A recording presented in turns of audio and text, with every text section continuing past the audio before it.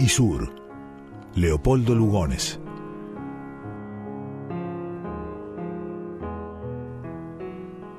Compré el mono en el remate de un circo que había quebrado. La primera vez que se me ocurrió tentar la experiencia a cuyo relato están dedicadas estas líneas, fue una tarde, leyendo no sé dónde, que los naturales de Java atribuían la falta de lenguaje articulado en los monos a la abstención, no a la incapacidad. No hablan, decían, para que no los hagan trabajar.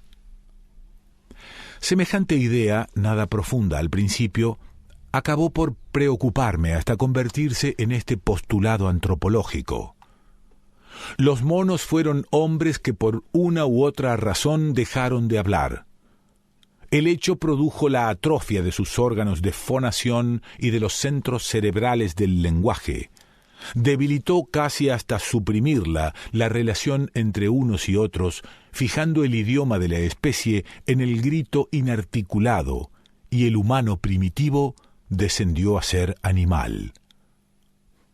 Claro está que si llegara a demostrarse esto, quedarían explicadas, desde luego, todas las anomalías que hacen del mono un ser tan singular. Pero ello no tendría sino una demostración posible: volver el mono al lenguaje. Entretanto, había corrido el mundo con el mío, vinculándolo cada vez más por medio de peripecias y aventuras. En Europa llamó la atención, y de haberlo querido, llegó a darle la celebridad de un cónsul, pero mi seriedad de hombre de negocios mal se avenía con tales payasadas. Trabajado por mi idea fija del lenguaje de los monos, agoté toda la bibliografía concerniente al problema, sin ningún resultado apreciable. Sabía únicamente con entera seguridad que no hay ninguna razón científica para que el mono no hable. Esto llevaba 5 años de meditaciones. Isur, nombre cuyo origen nunca pude descubrir, pues lo ignoraba igualmente su anterior patrón, Isur era ciertamente un animal notable. La educación del circo, bien que reducida casi enteramente al mimetismo, había desarrollado mucho sus facultades, y esto era lo que me incitaba más a ensayar sobre él mi en apariencia disparatada teoría. Por otra parte, sábese que el chimpancé, Isur lo era, es entre los monos el mejor provisto de cerebro y uno de los más dóciles, lo cual aumentaba mis probabilidades. Cada vez que lo veía avanzar en 2 pies, con las manos a la espalda para conservar el equilibrio y su aspecto de marinero borracho, la convicción de su humanidad detenida se vigorizaba en mí. No hay, a la verdad, razón alguna para que el mono no articule absolutamente. Su lenguaje natural, es decir, el conjunto de gritos con que se comunica a sus semejantes, es asaz variado. Su laringe, por más distinta que resulte de la humana, nunca lo es tanto como la del loro, que habla, sin embargo, y en cuanto a su cerebro, fuera de que la comparación con el de este último animal desvanece toda duda, basta recordar que el del idiota es también rudimentario, a pesar de lo cual hay cretinos que pronuncian algunas palabras. Por lo que hace a la circunvolución de Broca, depende, es claro, del desarrollo total del cerebro, fuera de que no está probado que ella sea fatalmente el sitio de localización del lenguaje. Si es el caso de localización mejor establecido en anatomía, los hechos contradictorios son, desde luego, incontestables. Felizmente los monos tienen, entre sus muchas malas condiciones, el gusto por aprender, como lo demuestra su tendencia imitativa, la memoria feliz, la reflexión que llega hasta una profunda facultad de disimulo y la atención comparativamente más desarrollada que en el niño. Es, pues, un sujeto pedagógico de los más favorables. El mío era joven, además, y es sabido que la juventud constituye la época más intelectual del mono, parecido en esto al negro. La dificultad estribaba solamente en el método que emplearía para comunicarle la palabra. Conocía todas las infructuosas tentativas de mis antecesores, y está de más decir que ante la competencia de alguno de ellos y la nulidad de todos sus esfuerzos, mis propósitos fallaron más de una vez, cuando el tanto pensar sobre aquel tema fue llevándome a esta conclusión. Lo primero consiste en desarrollar el aparato de fonación del mono. Así es, en efecto, como se procede con los sordomudos antes de llevarlos a la articulación, y no bien hube reflexionado sobre esto cuando las analogías entre el sordomudo y el mono se agolparon en mi espíritu. Primero de todo, su extraordinaria movilidad mímica que compensa el lenguaje articulado, demostrando que no por dejar de hablar se deja de pensar. Así haya disminución de esta facultad por la paralización de aquella.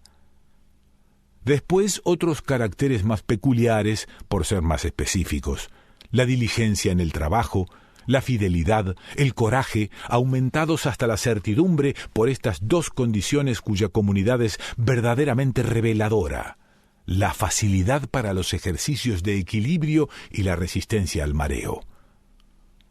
Decidí entonces empezar mi obra con una verdadera gimnasia de los labios y de la lengua de mi mono, tratándolo en esto como a un sordomudo. En lo restante, me favorecería el oído para establecer comunicaciones directas de palabra sin necesidad de apelar al tacto.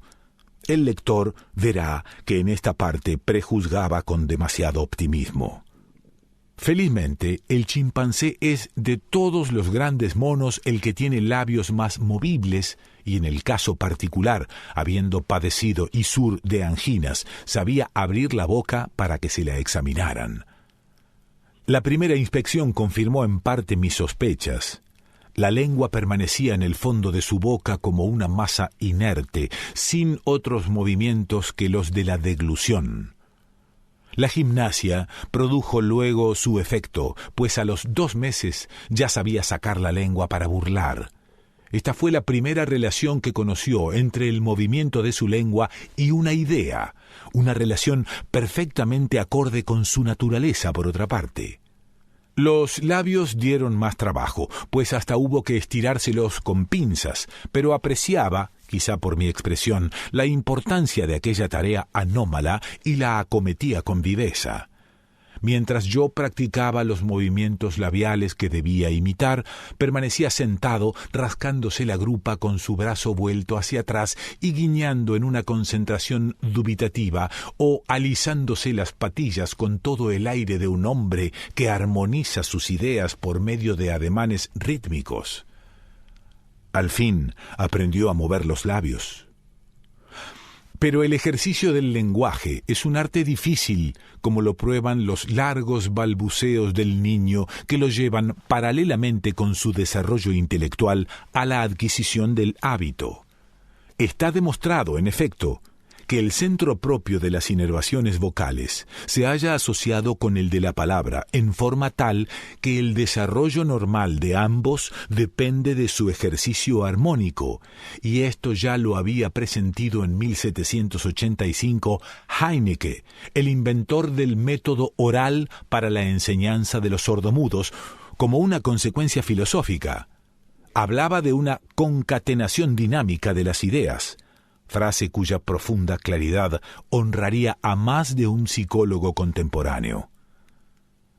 Isur se encontraba, respecto al lenguaje, en la misma situación del niño que antes de hablar entiende ya muchas palabras, pero era mucho más apto para asociar los juicios que debía poseer sobre las cosas por su mayor experiencia de la vida.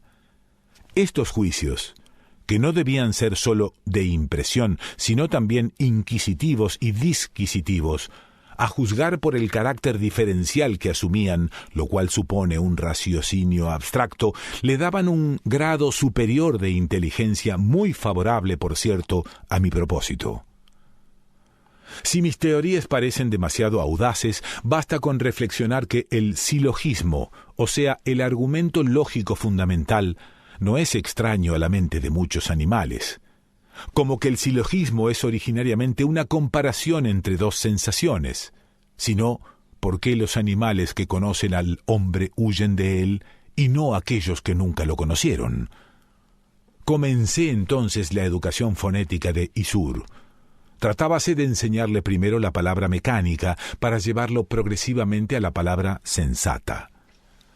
Poseyendo el mono la voz, es decir, llevando esto de ventaja al sordo mudo, con más ciertas articulaciones rudimentarias, tratábase de enseñarle las modificaciones de aquella que constituyen los fonemas y su articulación, llamada por los maestros estática o dinámica, según que se refiera a las vocales o a las consonantes. Dada la glotonería del mono, y siguiendo en esto un método empleado por Heinicke con los sordomudos, decidí asociar cada vocal con una golosina. A con papa, E con leche, I con vino, O con coco, U con azúcar, haciendo de modo que la vocal estuviese contenida en el nombre de la golosina, ora con dominio único y repetido como papa, coco, leche, ora reuniendo los dos acentos, tónico y prosódico, es decir, como sonido fundamental, vino, azúcar. Todo anduvo bien mientras se trató de las vocales, o sea, los sonidos que se forma con la boca abierta. Isur los aprendió en 15 días. La U fue lo que más le costó pronunciar.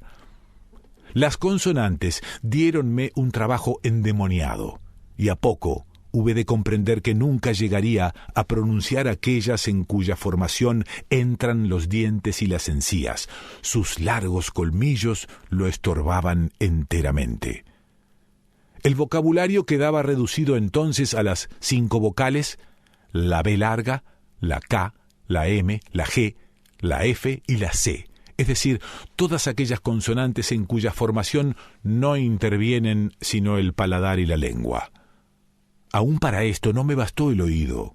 Hube de recurrir al tacto como con un sordomudo, apoyando su mano en mi pecho y luego en el suyo para que sintiera las vibraciones del sonido. Y pasaron 3 años sin conseguir que formara palabra alguna. Tendía a dar a las cosas como nombre propio el de la letra cuyo sonido predominaba en ellas, eso era todo. En el circo había aprendido a ladrar como los perros, sus compañeros de tareas, y cuando me veía desesperar ante las vanas tentativas para arrancarle la palabra, ladraba fuertemente como dándome todo lo que sabía. Pronunciaba aisladamente las vocales y consonantes, pero no podía asociarlas. Cuando más, acertaba con una repetición vertiginosa de pes y de emes. Por despacio que fuera, se había operado un gran cambio en su carácter. Tenía menos movilidad en las facciones, la mirada más profunda, y adoptaba posturas meditabundas. Había adquirido, por ejemplo, la costumbre de contemplar las estrellas. Su sensibilidad se desarrollaba igualmente. Íbasele notando una gran facilidad de lágrimas. Las lecciones continuaban con inquebrantable tesón, aunque sin mayor éxito. Aquello había llegado a convertirse en una obsesión dolorosa, y poco a poco sentíame inclinado a emplear la fuerza. Mi carácter iba agriándose con el fracaso hasta asumir una sorda animosidad contra Isur. Este se intelectualizaba más en el fondo de su mutismo rebelde y empezaba a convencerme de que nunca lo sacaría de allí, cuando supe de golpe que no hablaba porque no quería. El cocinero, horrorizado, vino a decirme una noche que había sorprendido al mono hablando verdaderas palabras. Estaba, según su narración, acurrucado junto a una higuera de la huerta, pero el terror le impedía recordar lo esencial de esto, es decir, las palabras. Solo creía retener 2, cama y pipa. Casi le doy de puntapiés por su imbecilidad. No necesito decir que pasé la noche poseído de una gran emoción, y lo que en 3 años no había cometido, el error que todo lo echó a perder, provino del enervamiento de aquel desvelo, tanto como de mi excesiva curiosidad. En vez de dejar que el mono llegara naturalmente a la manifestación del lenguaje, llamélo al día siguiente y procuré imponérsela por obediencia. No conseguí sino las P's y las M's con que me tenía harto, las guiñadas hipócritas, y Dios me perdone, una cierta vislumbre de ironía en la azogada ubicuidad de sus muecas. Me encolericé y sin consideración alguna le di de azotes. Lo único que logré fue su llanto y un silencio absoluto que excluía hasta los gemidos. A los 3 días cayó enfermo en una especie de sombría demencia complicada con síntomas de meningitis. Sanguijuelas, afusiones frías, purgantes, revulsivos cutáneos, alcolaturo de Briona, bromuro, toda la terapéutica del espantoso mal le fue aplicada. Luché con desesperado brío a impulsos de un remordimiento y de un temor. Aquel por creer a la bestia una víctima de mi crueldad, este por la suerte del secreto que quizá se llevaba a la tumba. Mejoró al cabo de mucho tiempo, quedando no obstante tan débil que no podía moverse de la cama. La proximidad de la muerte habíalo ennoblecido y humanizado. Sus ojos, llenos de gratitud, no se separaban de mí, siguiéndome por toda la habitación como 2 bolas giratorias. Aunque estuviera detrás de él, su mano buscaba las mías en una intimidad de convalecencia. En mi gran soledad, iba adquiriendo rápidamente la importancia de una persona. El demonio del análisis, que no es sino una forma del espíritu de perversidad, impulsábame, sin embargo, a renovar mis experiencias. En realidad el mono había hablado. Aquello no podía quedar así. Comencé muy despacio, pidiéndole las letras que sabía pronunciar. Nada. Dejélo solo durante horas, espiándolo por un agujerillo del tabique. Nada. Habléle con oraciones breves, procurando tocar su fidelidad o su glotonería. Nada. Cuando aquellas eran patéticas, los ojos se le hinchaban de llanto. Cuando le decía una frase habitual como el «yo soy tu amo», con que empezaba todas mis lecciones, o el «tú eres mi mono», con que completaba mi anterior afirmación, para llevar a su espíritu la certidumbre de una verdad total, él asentía cerrando los párpados, pero no producía un sonido, ni siquiera llegaba a mover los labios.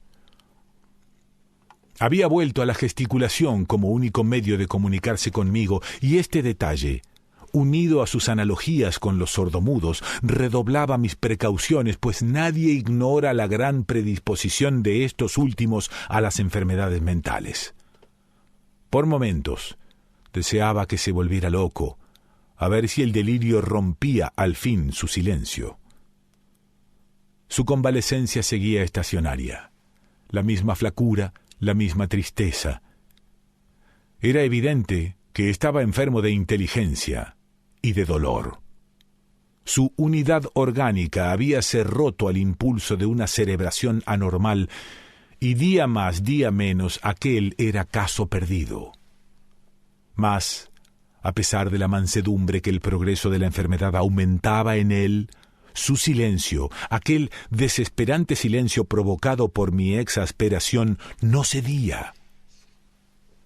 Desde un oscuro fondo de tradición petrificada en instinto, la raza imponía su milenario mutismo al animal, fortaleciéndose de voluntad atávica en las raíces mismas de su ser. Los antiguos hombres de la selva, que forzó al silencio, es decir, al suicidio intelectual, quién sabe qué bárbara injusticia, mantenían su secreto formado por misterios de bosque y abismos de prehistoria, en aquella decisión ya inconsciente, pero formidable con la inmensidad de su tiempo.